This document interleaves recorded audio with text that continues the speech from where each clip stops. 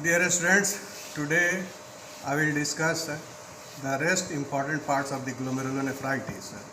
In the last class, I had discussed glomerulonephritis, acute proliferative glomerulonephritis, post-streptococcal or non-streptococcal. Second was rapidly progressive glomerulonephritis. And third was minimal change disease. Today, I will discuss about the membranous glomerulonephritis. The membranous glomerulonephritis is important cause of nephrotic syndrome in adult.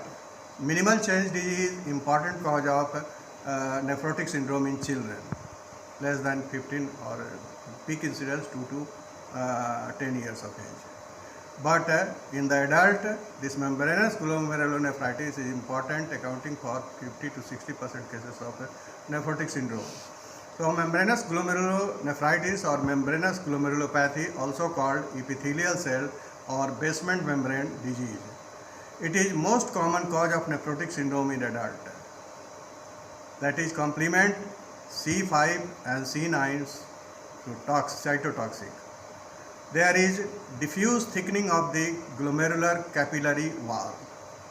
There is diffuse thickening of the glomerular capillary wall. And most cases are idiopathic, believed to be autoimmune in origin. Most glomerulars are normocellular or mildly hypercellular. The membranous glomerulonephritis or glomerulopathy believed to be caused by deposition of the immune complex within capillary wall, especially immunoglobulin G, IgG and complement 3. Formation of in situ immune complexes refers to Hyman's nephritis and classified as non-inflammatory since there is no cellular proliferation. There is no cellular proliferation, as it is also called basement membrane disease. The membranous glomerulonephritis, the causes of the membranous glomerulonephritis has been divided into two groups. First is primary or idiopathic membranous glomerulonephritis, then secondary or membranous glomerulonephritis. The secondary membranous glomerulonephritis occurs due to some primary causes, primary disease. The diseases most commonly affecting membranous glomerulonephritis are: first is infection, hepatitis B, hepatitis C, syphilis, schistosomiasis, leprosy and filariasis. Cancer, breast and colon cancer, lung cancer, stomach cancer, kidney cancer, esophagus and neuroblastoma. The drugs are cold, mercury, penicillamine, non-steroidal anti-inflammatory drugs and probenecid. Autoimmune diseases like systemic lupus erythematosus, rheumatoid arthritis, primary biliary cirrhosis, dermatitis herpetiformis, bullous pemphigoid, myasthenia gravis, Sjogren syndrome and Hashimoto's thyroiditis. Other systematic diseases like Fanconi syndrome, sickle cell anemia, diabetes. Crohn's disease, sarcoidosis, Guillain-Barré syndrome, acute infective polyneuritis, Guillain-Barré syndrome, or Weber-Christian's disease, angiofollicular lymph node hyperplasia. So these are some common secondary causes of membranous glomerulonephritis. Usually it is primary or idiopathic membranous and secondary due to infection, cancer, drugs, autoimmune disease and myasthenia gravis, Hashimoto's thyroiditis, Sjogren SLE rheumatoid, and others like Fanconi, sickle cell anemia, diabetes, Crohn's disease, etc. Then membranous glomerulonephritis, epithelial cell or membranous basement membrane disease, clinically variable. There is a spontaneous remission, exacerbation and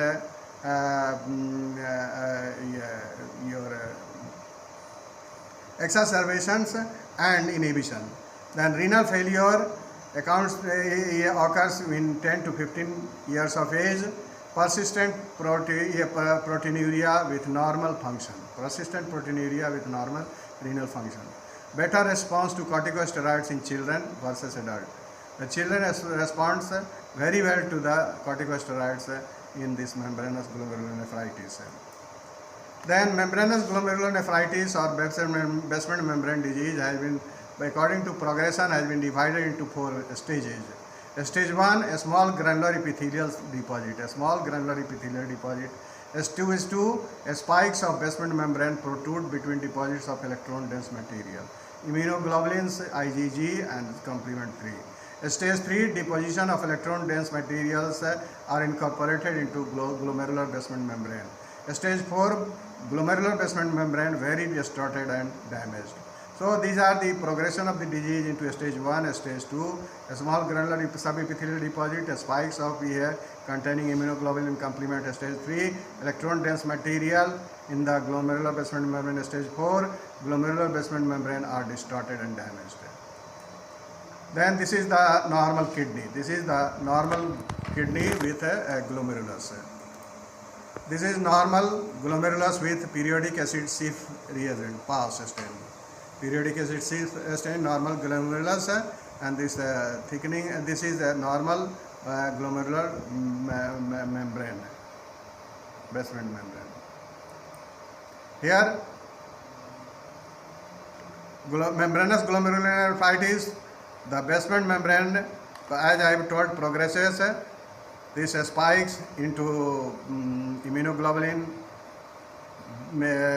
G and complement deposition. Here the glomerulus is maintained, and this is wall is almost maintained and thickened. This wall is thickened as compared to your normal glomerulus. PAS staining. This is normal glomerulus, HE stain. So this wall is thickened. Glomerular wall is thickened. This inner glomerular wall, capillary glomerular wall is thickened. This normal glomerulus, here the glomerular wall is thickened. Glomerular wall is thickened. Here the glomerular wall is thickened and distorted. Here it is not distorted, here it is distorted. Stage 4. This is stage 1. Stage 2 due to immunoglobulin and deposition. Stage 3, and it is distorted glomerular basement membrane. Then next disease is membrano. This is about the membranous glomerulonephritis. Now coming to membranoproliferative glomerulonephritis, MPGN. Rapidly progressive glomerulonephritis called RPGN. Here it is membranous, there is a glomerulus. Here there was proliferation of the glomerulus, so called rapidly progressive RPGN. Here it is MPGN, membranoproliferative glomerulonephritis. Characterized by glomerular basement membrane thickening. Characterized by glomerular basement membrane thickening, that is membrano, plus mesangial cell proliferation, that is proliferating. Two major groups, stage 1 and stage 2 plus stage 3 also there is. Type 1, majority of the cases are idiopathic. And association, there is a strong association with hepatitis B virus, hepatitis C virus, bacterial endocarditis, streptococcal infection, granular deposits of immunoglobulin IgG and IgM, and complement component C3, C1q and C4. So type 1,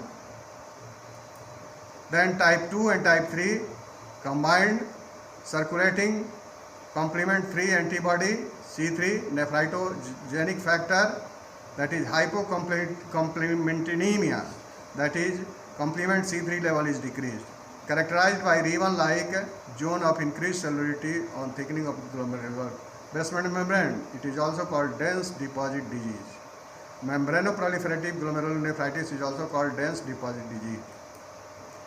Then clinical manifestation of MPGN, membranoproliferative glomerulonephritis, clinically occurs primarily in older children and young adults. Nephritic or nephrotic syndrome accounts for nephritic as well as nephrotic syndrome, but in adults it accounts for nephrotic syndrome.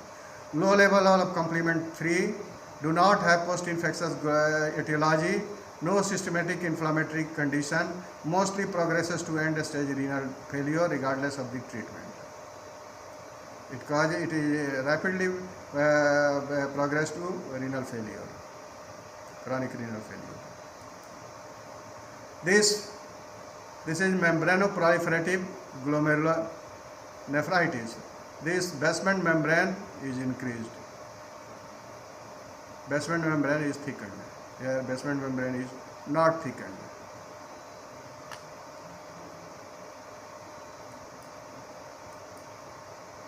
The membranoproliferative glomerulonephritis type 1 most common, type 2, type 3. Type 1 most common idiopathic subacute bacterial endocarditis, systematic lupus erythematosus, hepatitis C and cryoglobulinemia, mixed cryoglobulin, hepatitis C and cancer, lungs, breast. Type 2 disease, idiopathic dense deposit disease, immunoglobulin mediated. Type 3 idiopathic, complement 3 glomerulopathy. This is dominant and non-immunoglobulin mediated, and complement 3 glomerulonephritis. This is complement 3 glomerulonephritis, dense deposit disease, complement associated with it.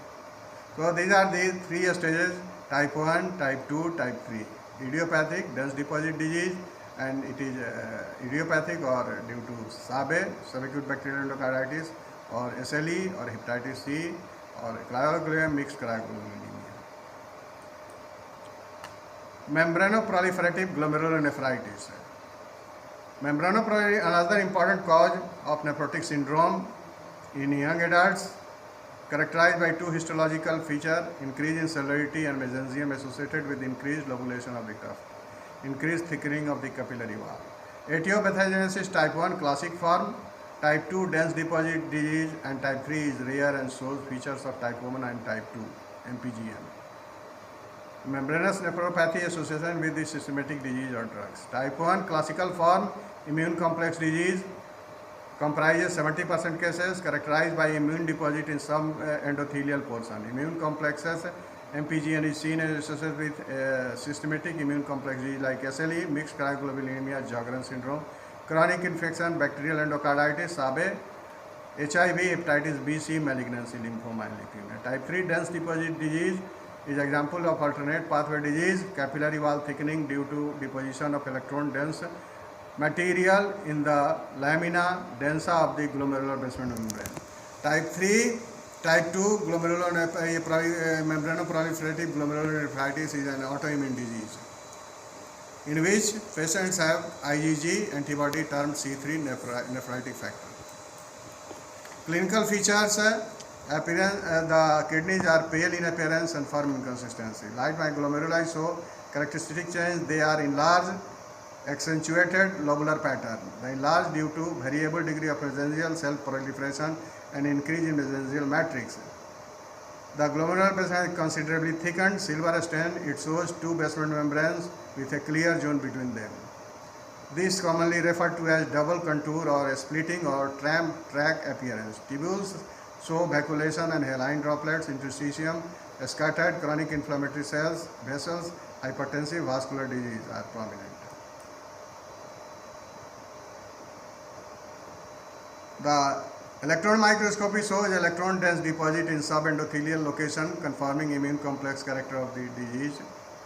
Type 2, hallmark of the type 2 membranoproliferative glomerulonephritis is presence of dense amorphous deposit in the lamina densa of the glomerular basement membrane and in the mesenteria of immunofluorescence studies. Type 3, rare form.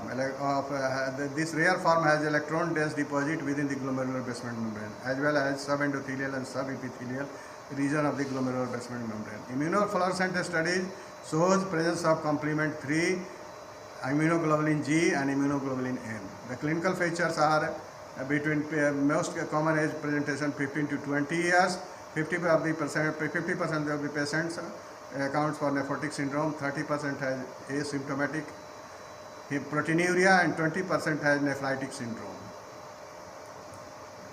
Then focal glomerulonephritis. Only some of the glomeruli, these were the diffuse. This rapidly progressive, acute proliferative, then your membranous glomerulonephritis and membranoproliferative glomerulonephritis. Then minimal change disease was diffuse disease involving all the glomerulus. Here focal glomerulonephritis affecting few glomerulus of the kidney. Some of the glomeruli are involved or two segments of the glomerulus, different from focal and segmental glomerulosclerosis, which is non-inflammatory disease. Glomeruli essentially normocellular. Many conditions affect this process: primary renal disease or systematic disease such as IgA nephropathy, Henoch-Schwann purpura. That is glomerulonephritis. Then focal segmental glomerulonephritis. Some glomeruli, not all focal, as the name suggests, some glomeruli exhibit segmental areas of sclerosis, whereas others are normal. There is most common nephritic syndrome, most common cause of nephrotic syndrome in cases in United States. So focal segmental glomerular sclerosis with epithelial cell and basement membrane disease occurs in following setting associated with HIV, heroin addiction, sickle cell disease, morbid obesity. Secondary events: IgA nephropathy, adaptive process to loss of kidney, radiation, ablation, and advanced stage of the other renal disease like hypertension, primary disease, idiopathic, focal or segmental glomerulosclerosis. Then focal segmental glomerular sclerosis differs from minimal change in higher incidence of hematuria, reduced glomerular filtration rate, and hypertension. Poor response to corticosteroids, proteinuria is non-selective, progression to chronic glomerulosclerosis, IgM and C3 trapping on sclerotic segments. Then IgM and C3 trapping on the sclerotic segment. Focal segmental glomerulosclerosis, this is a specific disease and evolution of minimal change disease is unresolved. That is, when minimal change is unresolved, it progresses to focal segmental glomerulosclerosis. Degeneration of visceral epithelial cells, hallmark of degeneration of visceral epithelial cells, hallmark of focal segmental glomerulosclerosis. Similar cell damage seen in minimal change disease. Focal segmental glomerular genetic basis, that is NPHS1 gene encodes nephrin, and several mutations of these genes give rise to congenital nephrotic syndrome of the Finnish type. Then NPHS2 gene encodes for podocin. Mutations give rise to a steroid resistant nephrotic syndrome in children. Then focal segmental glomerulosclerosis, some causes of the usually primary, but some secondary causes of focal segmental glomerulosclerosis are viruses: HIV, hepatitis B, parvovirus, hypertensive nephropathy, reflux nephropathy, cholesterol emboli, drugs, heroin, analgesic, biphosphonates, ecstasy, oligomeganephronia, then meganephronia, then renal dysgenesis, Alport syndrome, and sickle cell disease, lymphoma, radiation nephritis, familial podocytopathies like NPHS1 mutation nephrin, NPHS1 S2 mutation podocin, TRPCG mutation cation channel, and ACTN4 mutation actinin. Alpha galactosidase A deficiency Fabry disease. Then N-acetyl urinic acid hydrolase deficiency nephrocyanidiosis. Focal segmental glomerulosclerosis, then this is the visceral layer is involved.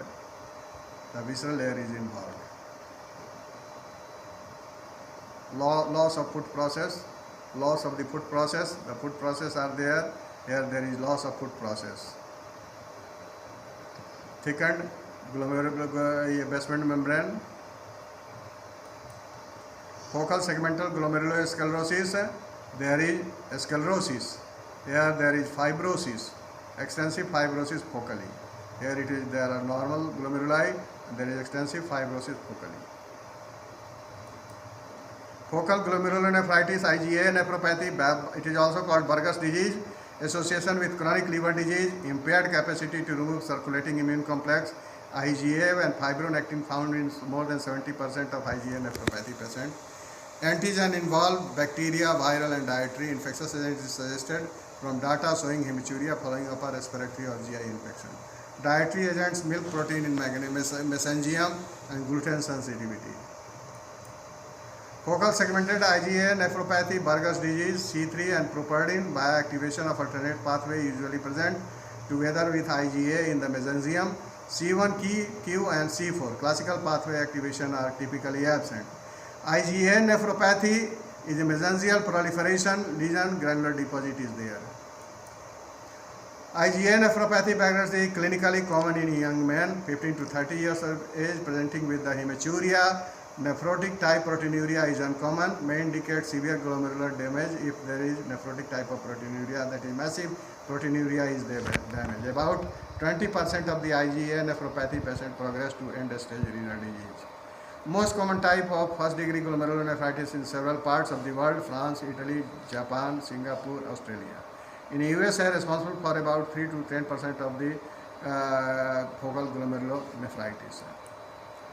Henoch-Escalent purpura, close relationship with IgA nephropathy. Differentiate IgA purely renal. The HS Henoch-Escalent is a systematic disease. Then IgA nephropathy is there. Benign familial hematuria presents as recurrent hematuria, childhood or young adult, similar to Alport syndrome. No progression to renal failure, unlike Alport syndrome.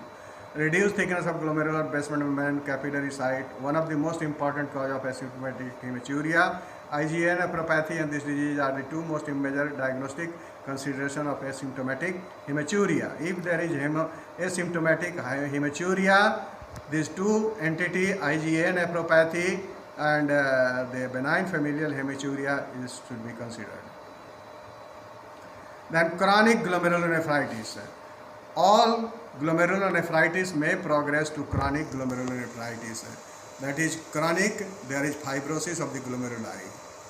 The fibrosis of the glomeruli, and the glomeruli are, the kidney is a small granular contracted kidney. Sometimes differential diagnosis of a small granular contracted kidney are asked. So as the small kidney important cause is chronic glomerulonephritis, chronic pyelonephritis. And this chronic glomerulonephritis, the etiology or causes of chronic glomerulonephritis, about 90% of this chronic glomerulonephritis is due to RPGN, that is rapidly progressive glomerular nephritis. This 90% accounts for this RPGN accounts for chronic glomerulonephritis. Then 50 to 80% account for focal segmental glomerulosclerosis. After a rapid progressive focal segmental glomerulosclerosis accounts for 50 to 80% cases of the chronic glomerulonephritis. After that, membranous proliferative glomerulonephritis, MPGN. RPGN 90%, focal segmental 50 to 80%, and third important cause is membranoproliferative glomerulonephritis, accounting for 50% of the cases. And membranous glomerulonephritis and IgA nephropathy accounts for 30% and 30%, and 20% cases are idiopathic, and 1% accounts for post-streptococcal glomerulonephritis. So all diseases of the kidney, primary diseases of the kidney, leads to chronic glomerulonephritis like RPGN, MPGN, then membranous glomerulonephritis, focal segmental glomerulonephritis, then IgA nephropathy, then idiopathic 20% and post-streptococcal 1%. Here, the normal kidney, the kidney is contracted and the granularity over the surface is there. So normal size kidney, here it is contracted granular kidney. This is the granularity is more marked here. The granularity is more marked here, granular. The kidney is contracted like this in comparison to normal kidney, and the granularity over the surface due to massive fibrosis is there, and normal cortical thickness is there, the normal cortical thickness, but these glomeruli are fibrosed. The glomeruli are totally fibrosed. Glomeruli hyalinized, tubules atrophied and contain hyalinized material. Atrophic tubules and this thickened blood vessels, the glomeruli, hyalinized glomeruli is there, interstitium fibrosed and lymphocytic infiltration is there, vessels arterial and arteriosclerosis is there.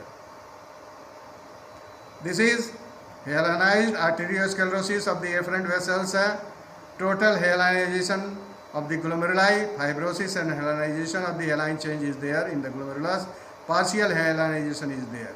Here there is total hyalinization.